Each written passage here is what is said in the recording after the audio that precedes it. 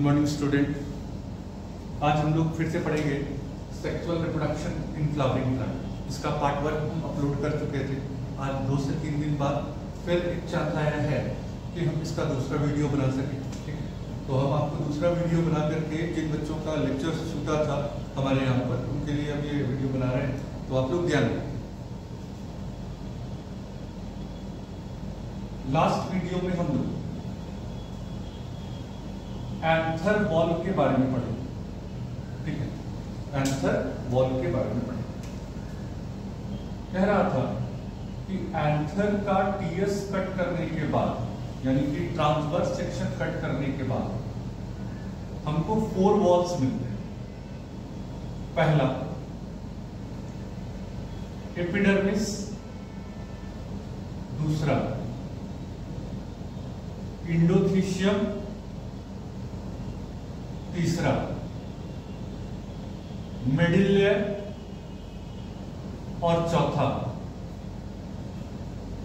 टेप्टम। क्या मिलते हैं? टोटल अपने पास 4 वॉल मिलते हैं। As per as NCERT book, अगर आप एनसीईआरटी किताब देखेंगे तो एनसीईआरटी में आपको एक पॉइंट लिखा हुआ है। सबसे पहला पॉइंट जो आपको वहां लिखा हुआ है वो ये पॉइंट लिखा हुआ है, एपिडर्मिस, इंडोथीशियम एंड मिडिल लेयर। ये जो 3 लेयर है ना, ये हेल्प करते हैं, help in dehiscence of anther, यानी कि एंथर को फटने में मदद करते हैं। किसमें मदद करते हैं?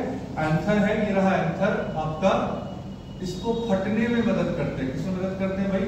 ये एंथर फट जाता है, इससे पॉलन ग्रेन्स बाहर आ जाते हैं। तो इसको फटने में कौन मदद करता है भाई? इसको फटने में मदद करता है ये 3 लेयर। ठीक है, एनसीईआरटी। दूसरा बात वहां ये लिखा गया है कि टेप्टम जो है, ये टेप्टम आपका न्यूट्रिटिव टिश्यू, क्या है? Nutritive tissue. ठीक है, ये न्यूट्रिशन देता है। क्या करता है? न्यूट्रिशन देता है। किसको न्यूट्रिशन देता है? डेवलपिंग पॉलन ग्रेन्स को। किसको? डेवलपिंग पॉलन ग्रेन्स को। डेवलपिंग पॉलन ग्रेन्स को ये न्यूट्रिशन देता है। मतलब आप इसके बारे में ये समझ सकते हैं और ये जान सकते हैं कि ये न्यूट्रिशन 2 चीजों को देता है। ठीक है, एक माइक्रोस्पोर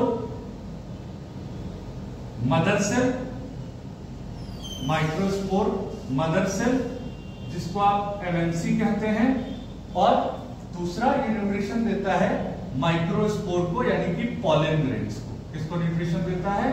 पॉलन ग्रेन्स को। ये एनसीईआरटी कॉर्नर है। क्या है ये आपके लिए? ये एनसीईआरटी कॉर्नर है। ठीक, बट अब एनसीईआरटी से ज्यादा भी कुछ देख लेना है हम लोगों को इन लेयर्स के बारे में। ठीक है, ज्यादा क्या देखना है और किसके बारे में ज्यादा देखना है, जो आपको टारगेट में पूछा जाता है। ठीक है, तो अभी ये एनसीईआरटी कॉर्नर की चीजें आप लिख लीजिए, इसको आप नोट डाउन कर लीजिए। एंथर के 4 वॉल्स होते हैं। ये 3 वॉल ज्वाइंटली मदद करता है डेहिसेंस ऑफ एंथर, यानी कि एंथर के फटने में मदद करता है। और चौथा टेप्टम, ये एक न्यूट्रिटिव टिश्यू है, ये पॉलन ग्रेन को न्यूट्रिशन प्रोवाइड करता है ताकि वो डेवलप कर सके। साथ में माइक्रोस्पोर मदर सेल को भी ये न्यूट्रिशन प्रोवाइड करता है ताकि वो डेवलप कर सके। तो इतनी सी बात आपको समझ में यहां तक आ गई होगी। ठीक है, अभी हम बताएंगे आपको इसका टारगेट रोल। अब जब आप बात करते हैं टारगेट की, इसमें टारगेट में क्या पूछता है? ठीक, टारगेट में सबसे पहले इंडोथीशियम से क्वेश्चन आ सकता है।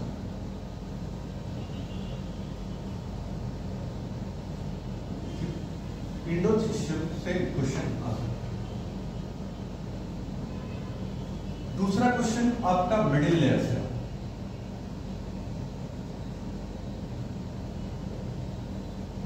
और तीसरा इंपॉर्टेंट आपका टेप्टम, इससे क्वेश्चन।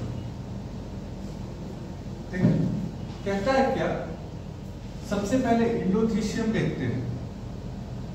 तो ये डेहिसेंस में मदद करता ही है, इसमें कहीं कोई डाउट नहीं है। मिडिल लेयर भी डेहिसेंस में मदद करता है, इसमें भी कहीं कोई डाउट नहीं है। मगर इसके बारे में एक पॉइंट आपको लिख के देगा जिसको आपको याद करना है। कहता है इसका जो इनर मोस्ट टेंजेंशियल वॉल है, हाँ ध्यान देंगे, इनर मोस्ट टेंजेंशियल वॉल है, वहां पर अल्फा सेलुलोज बैंड का थिकनिंग होता है। इसका जो इनर टेंजेंशियल वॉल है, यानी इसके सेल्स का जो इनर टेंजेंशियल वॉल है, उस पे अल्फा सेलुलोज बैंड का थिकनिंग होता है। ठीक है। इंडोथीशियम का एक दूसरा पार्ट है स्टोमियम। ठीक है।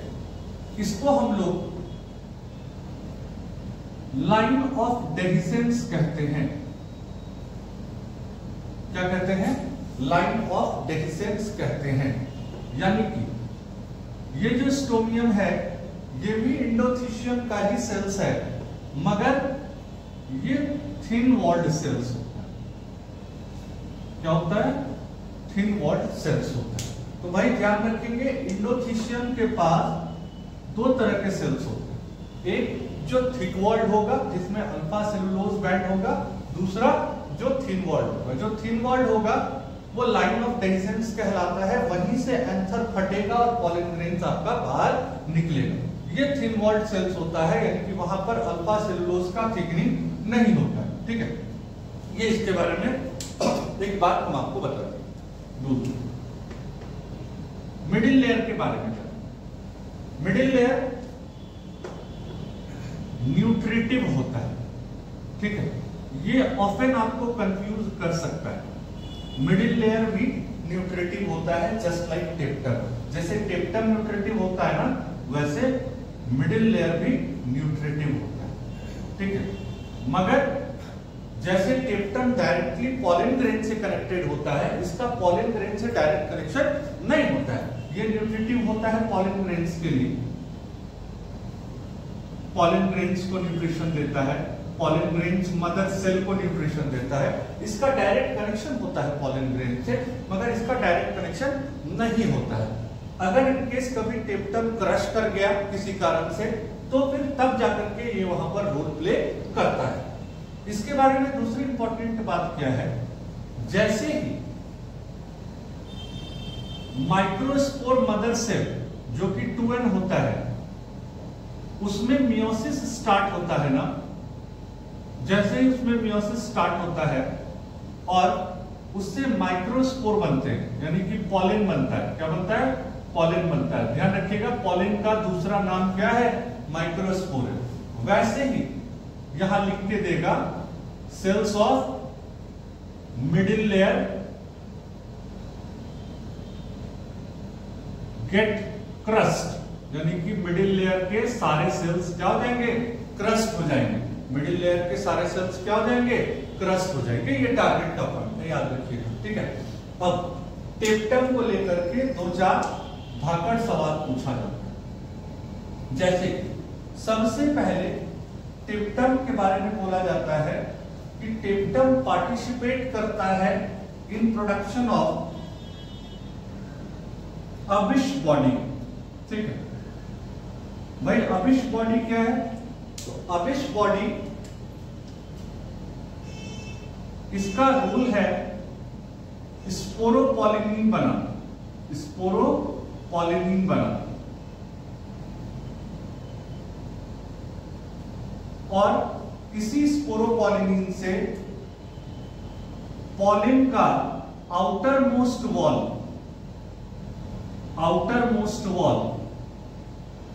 जिसको आप एक्साइन कहते हैं, वो बना हुआ होता है। ठीक है। एक्साइन स्पोरोपॉलिनीन का बना हुआ होता है, उसको बनाता कौन है? अबिश बॉडी। ये पहला बात हो गया। दूसरा बात इसका देखिए, पॉलन किट,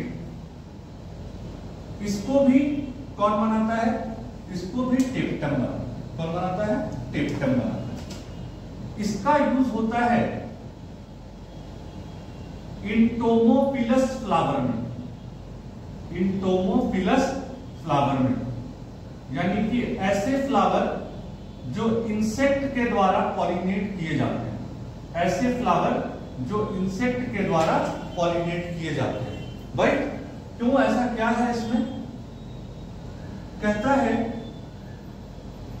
कैरोटीनॉइड्स पिगमेंट का यहां पर रोल है। इसका रोल है कैरोटीनॉइड्स पिगमेंट का यहां पर बहुत इंपॉर्टेंट रोल है। क्या रोल है कैरोटीनॉइड्स पिगमेंट का यहां पर? यहां पर इसका रोल ये है कि पॉलन को, कैरोटीनॉइड्स चूंकि येलो ऑरेंज कलर होते हैं, पॉलन को कलर जो उसका स्पेसिफिक येलो कलर है वो प्रोवाइड करता है कौन?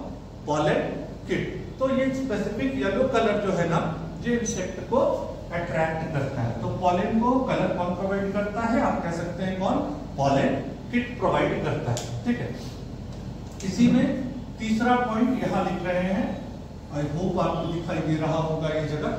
ठीक है, फिर भी हम एक बार चेक कर लेते हैं ये पॉइंट आपको दिखाई दे रहा है कि नहीं।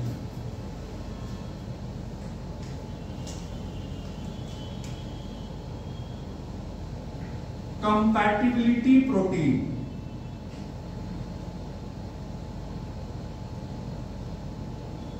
ये सबसे इंपॉर्टेंट चीज। एटमॉस्फेयर में, हवा में 1000 पॉलन है।